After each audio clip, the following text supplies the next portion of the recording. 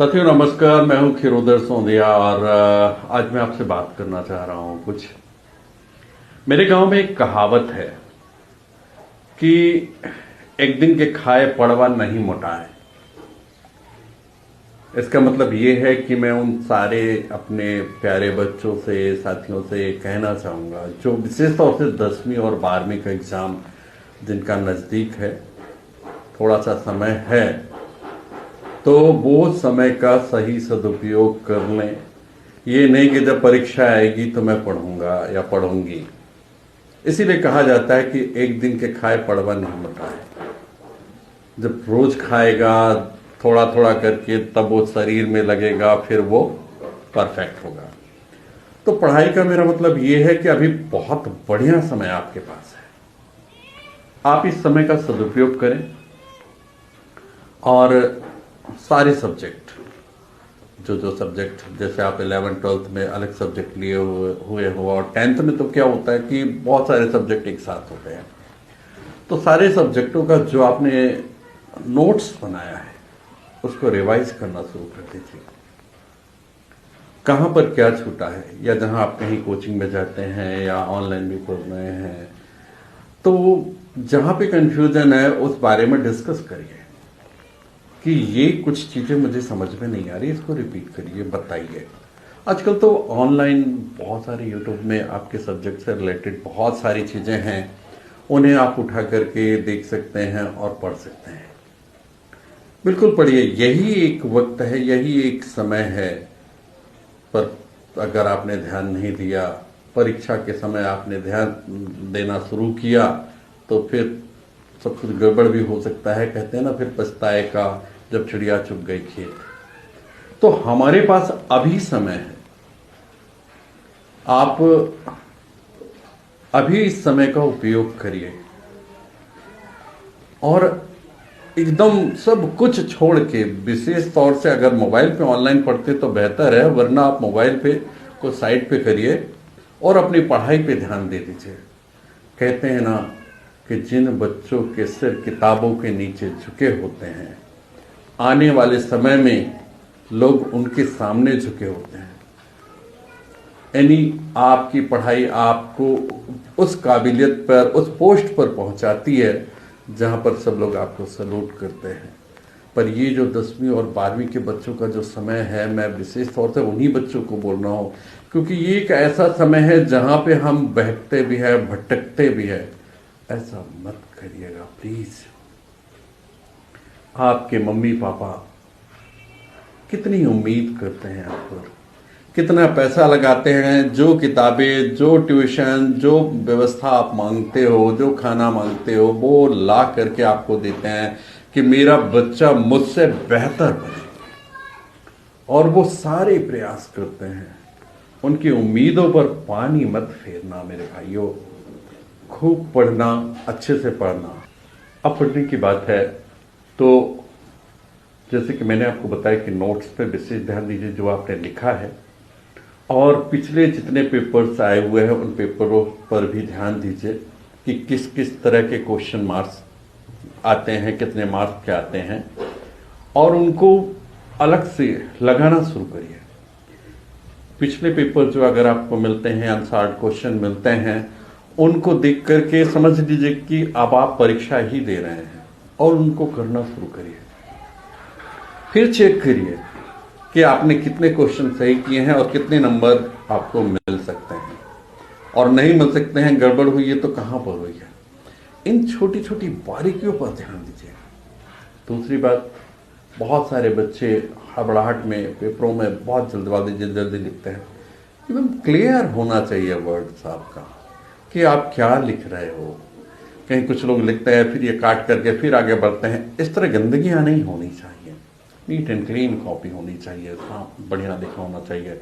और अगर लिटरेचर लिख रहे हैं, किसी मैथ के अलावा कोई अन्य सब्जेक्ट लिख रहे हैं, अगर आपको पॉइंट बाय पॉइंट अगर आप लिखेंगे तो जांचने वाला भी बोलेगा यार दिमाग तो है।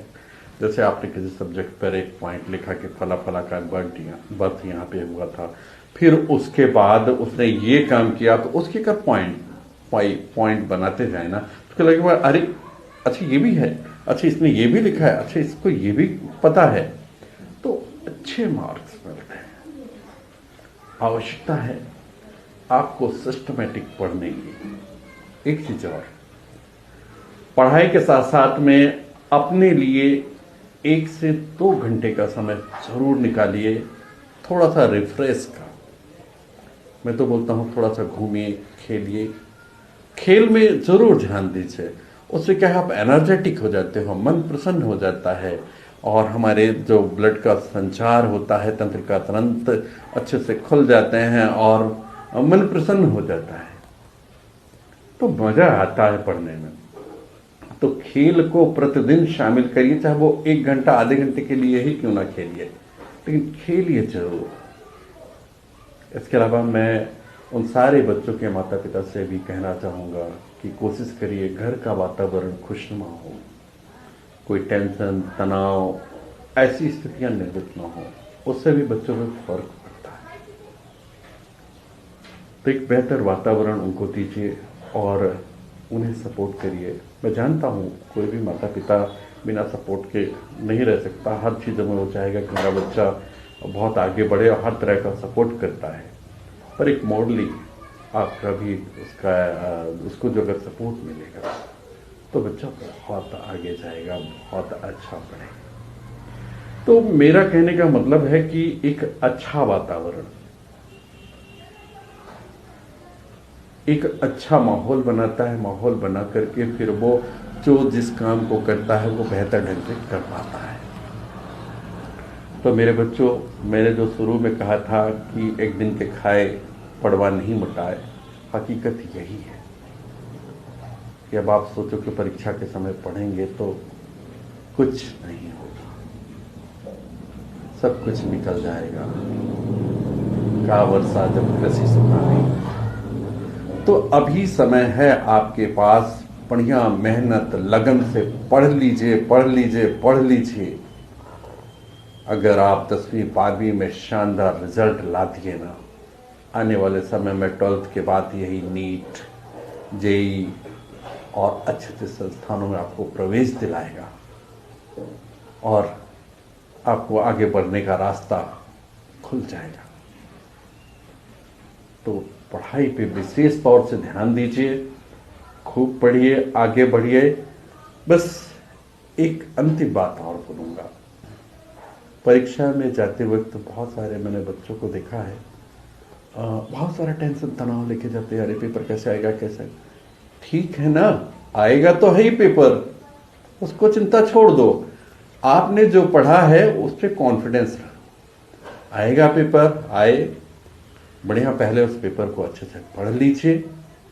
और जिस सेक्शन, उसमें कई सेक्शन होते हैं अक्सर पेपरों में, तो जिस सेक्शन का दिया है ए सेक्शन का, तो ए सेक्शन का पहले कंप्लीट करिए, या बी सेक्शन का पहले करना है तो बी सेक्शन का कंप्लीट करिए।